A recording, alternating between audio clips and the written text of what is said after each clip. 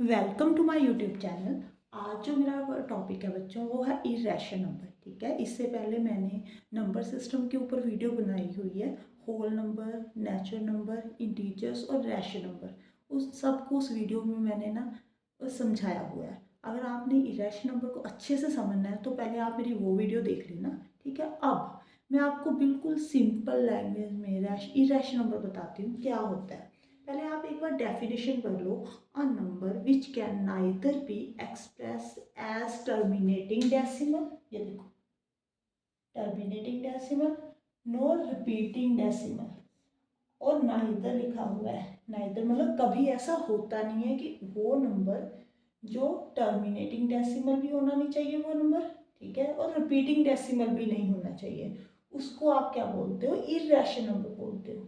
Terminating decimal क्या होता है बेटे? मैंने आपको रैशनल नंबर में बताया था कि रैशनल नंबर टू टाइप्स के होते हैं, एक तो टर्मिनेटिंग डेसिमल, एक होता है नॉन टर्मिनेटिंग।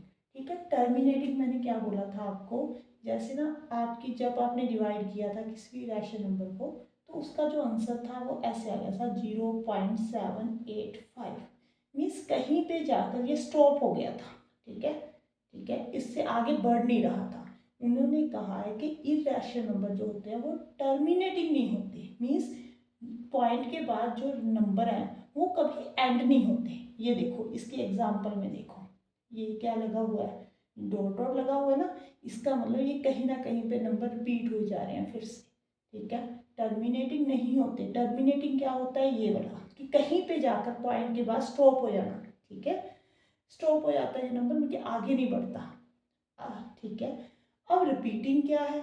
मैंने रिपीटिंग नॉन टर्मिनेटिंग रिपीटिंग भी करवाया था। उसमें क्या था कि जो आपने डिवाइड किया था तो जो आपका आंसर था वो 0.666 ऐसे रिपीट हो रहा था वो।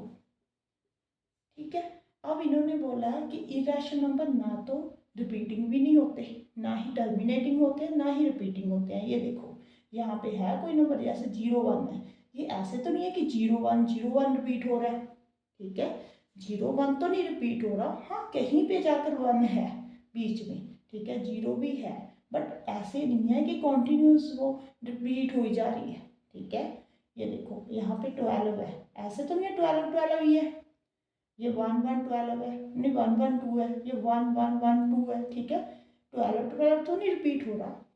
अब देखो आपको, मुझे लगता है समझ में आ गया होगा कि वो नंबर जो टर्मिनेटिंग नहीं होनी चाहिए। टर्मिनेटिंग मीन्स वो कहीं पे स्टॉप नहीं होने चाहिए, आगे बढ़ते जाने चाहिए।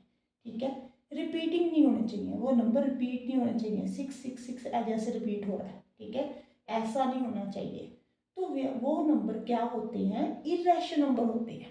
ठीक है, अगर टर्मिनेटिंग डेसिमल नहीं है तो नॉन टर्मिनेटिंग है। ठीक है, अगर आपसे मैं बोल रही हूँ कि इरेशनल नंबर टर्मिनेटिंग नहीं होते तो वो नॉन टर्मिनेटिंग तो होंगे ना। अगर रिपीटिंग नहीं होते तो नॉन रिपीटिंग तो है ना। ठीक है, आपने इस बात में कंफ्यूज नहीं होना। यहाँ पे एक तो बोला हुआ है कि टर्मिनेटिंग डेसिमल नहीं होते, रिपीटिंग नहीं होते, नहीं लिखा हुआ है।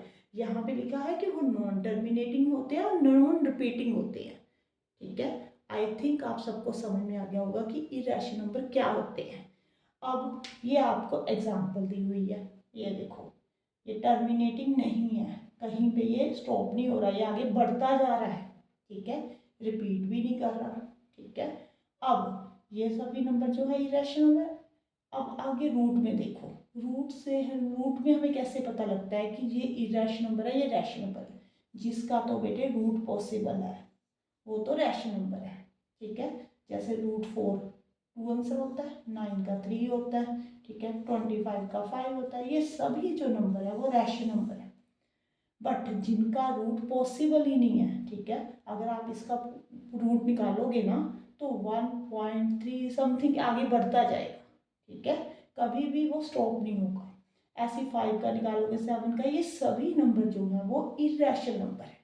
ठीक है, अब आपको यहाँ पे पाई दिया हो तो पाई जो है, अगर पाई दिया हुआ है तो पाई क्या है बेटे? वो इरेशनल नंबर है, क्योंकि जो पाई की वैल्यू हम पुट करते हैं ना 3.4, ये पाई की वैल्यू जो अप्रोक्स दी हुई होती है। ठीक है, अगर आप पाई की वैल्यू रियल में आप चेक करो ना क्या होती है, 3.14 समथिंग आगे, इतना बड़ा नंबर है वो, 100 डिजिट होंगे पीछे, ठीक है, उससे भी आगे बढ़ता जा रहा है। इसका मतलब जो पाई है वो क्या है, इरेशनल नंबर है। अगर 22/7 दिया हुआ वो रैशनल नंबर है, ठीक है। अगर पाई और 22/7 में से पूछ ले आपसे कि कौन सा रैशनल है और कौन सा इरेशनल है, तो पाई जो है वो इरेशनल है और जो 22/7 है वो क्या है, रैशनल नंबर है, ठीक है। आई थिंक आप सबको समझ में आ गया होगा। अगर आपको अच्छा लगा तो प्लीज़ मेरी वीडियो को लाइक करें और सब्सक्राइब करें, ठीक है। अब मैं आपको रियल नंबर बताऊंगी बेटे, रियल नंबर क्या होता है, ठीक है।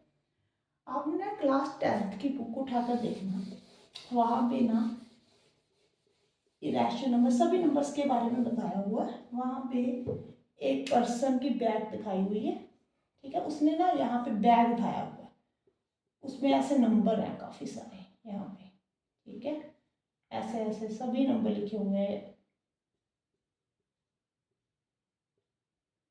ये, ठीक है। जो उसने बैग में सभी नंबर डाले हुए हैं ना, वो ही आपके रियल नंबर है, ठीक है। जो मैंने आपको नंबर पढ़ाए हैं, ठीक है, whole number, natural number, integers, rational number की 2 टाइप्स पढ़ाई हैं, टर्मिनेटिंग, नॉन टर्मिनेटिंग, ठीक है। इरेशनल नंबर अगर मैं इन सब को एक बॉक्स में डाल दूँ, ठीक है, तो वो क्या बन जाएंगे, रियल नंबर बन जाएंगे। बट आपकी जो बुक्स में डेफिनेशन लिखी हुई है ना, वो लिखी हुई है rational number plus irrational number का सम जो होता है वो रियल होता है। ये क्यों लिखा हुआ है, ठीक है।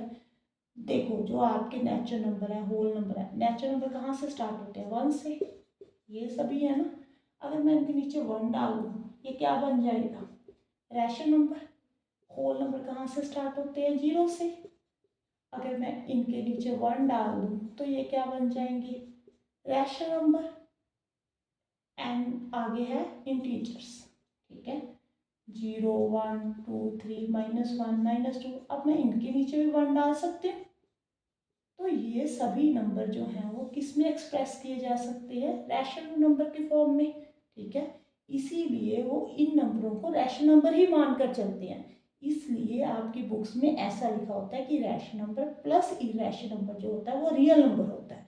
अगर आप इसको ऐसे समझते हो फिर भी ठीक है। अगर आप ये मान लो कि जब आप इन सब को एक बैग में डाल लोगे, इन सब नंबर को, तो वो क्या बन जाएगा, आपका रियल नंबर बन जाएगा, ठीक है। कॉम्प्लेक्स नंबर नहीं इसमें आना, इन उसको नहीं बीच में ऐड करना, ये सभी नंबर, ठीक है। कॉम्प्लेक्स नंबर तो आपका +1 का टॉपिक है, मैं 10th क्लास की बात कर रही हूँ, ठीक है। अगर आपको मेरी वीडियो अच्छी लगे तो please like and subscribe my channel और कमेंट बॉक्स में बताना आपको मेरी वीडियो कैसी लगी। Thank you.